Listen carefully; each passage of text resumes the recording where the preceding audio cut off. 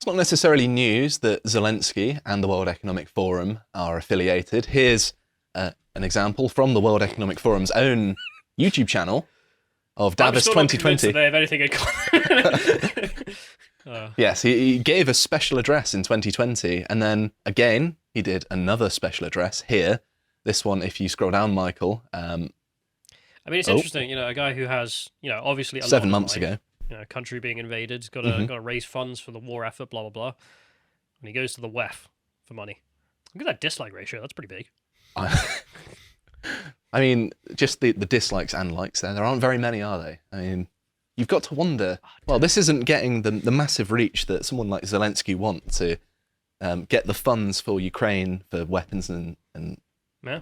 basic logistics. Whatever So else they need. why is he spending so much time at the World Economic Forum? It's strange. And more recently, if we go on to this Business Live article, it says Zelensky prepares for Ukraine's participation at the World Economic Forum in Davos. And, that's not necessarily that interesting. Well, he's participated twice before, a third time, well, so what? Well, the important thing is this next one from the Washington Examiner. Zelensky announces alliance with BlackRock for reconstruction of Ukraine. So he's already planning how to reconstruct Ukraine. Obviously, rebuilding Ukraine is pretty important. I imagine it's probably top priority once the war is ended.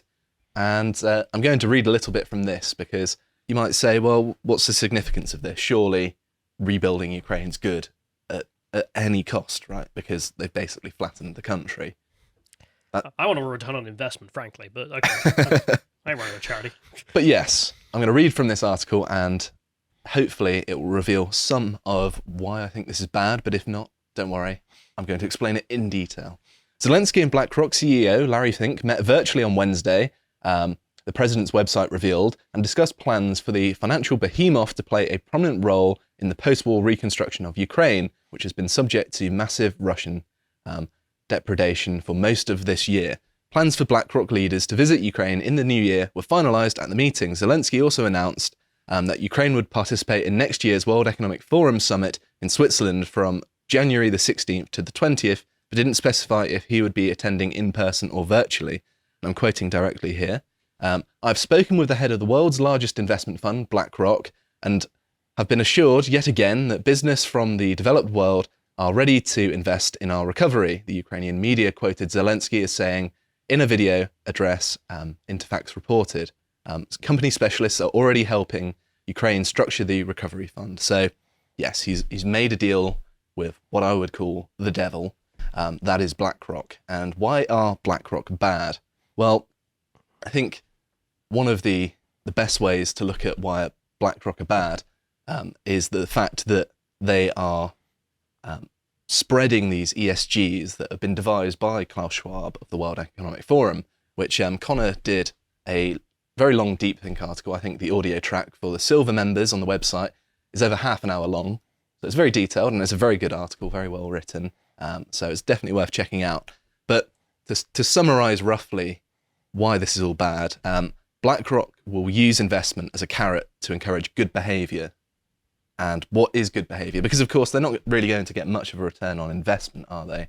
Because in a war-ravaged country, there's not really that much money to be made, funnily enough. But this good behavior will be assessed by ESGs, or environments and social governance scores. And ESGs, of course, as I alluded to earlier, were devised by Klaus Schwab and have been adopted and enforced by BlackRock, which is why it's so insidious. So the infrastructure of ESGs effectively produces a social credit system for consumers in that it destroys the free market, where consumers actually decide whether a company is worth their business and therefore determine whether it's successful. And companies like BlackRock use these environment and social government scores to deliberately top-down manipulate the market in favour of companies that they support politically rather than economically, and therefore you get rid of the free market entirely, and then BlackRock controls which companies succeed and which companies fail through using these ESGs as a marker for investment. They can do things like leverage loans, investments and debt over companies to get good behaviour. And of course, being able to deal with these sorts of things does determine the success or failure of a company. So just as an example, BlackRock pressured ExxonMobil, who deal in oil and gas, so they're a fossil fuel company, to drop 3 of its board members who were swapped out with people who were very hawkish on renewables and renewable technologies. Therefore, they're deliberately interfering in the board of directors of companies to change their approach to how they run the company by using money to motivate the company. So they can say, well, we can more or less destroy your company if you don't play by the rules. So hopefully you're starting to see why I'm so concerned about BlackRock rebuilding Ukraine. Well, they're going to basically use the ESGs to force Ukraine to be a World Economic Forum puppet, yes. So not only are the Ukrainians having to fight a war against the Russians, they're going to be fighting a war against the World Economic Forum, who are going to make them own nothing, as Klaus Schwab quite often opines. So it's also worth mentioning as well that BlackRock are trying to systematically demolish energy security, because then that makes renewable energy our only option. And this, of course, manufactures shortages, which justifies the state rationing energy.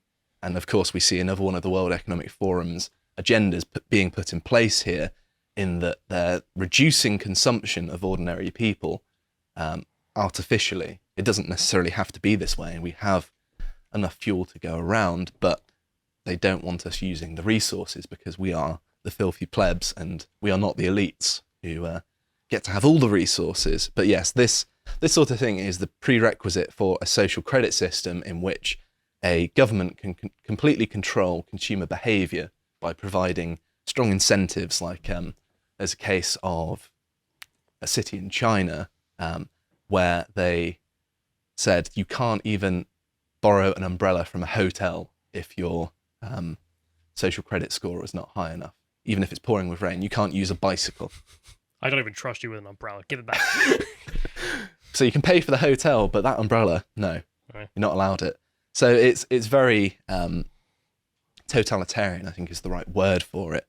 And you can sort of combine this sort of model with a Marshall Plan-like model. And of course, the Marshall Plan is where President Truman loaned money to rebuild Europe post-World War II, but this entrenched US hegemony through their ability to leverage debt for political influence. So the United States was able to increase its advantage by becoming a net lender to Europe. And I think that's part of the reason how the United States has such a large,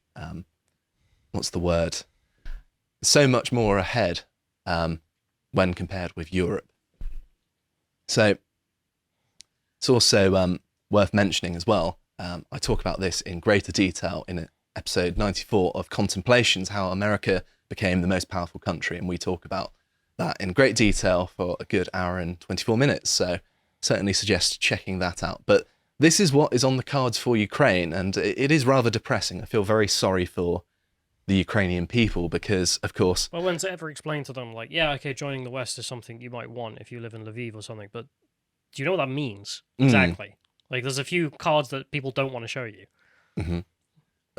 It might be a case of you have Ukrainian people living in poverty for a very long time because these policies made it so difficult for them to have a cheap cost of living because they have to rely on expensive renewables. Yeah, Yuri. I was like, I don't give a crap. Gonna have them eating bugs, even though they're one of the largest grain producers in the world. But it's kind of depressing and harrowing, and I thought I'd bring attention to it because I haven't seen too much coverage of this and its implications for the Ukrainian people, who I feel very sorry for. Because not only do they have to deal with an invasion and they have to fight for their independence, they now have to fight against the West on the opposite front as well, with Klaus Schwab.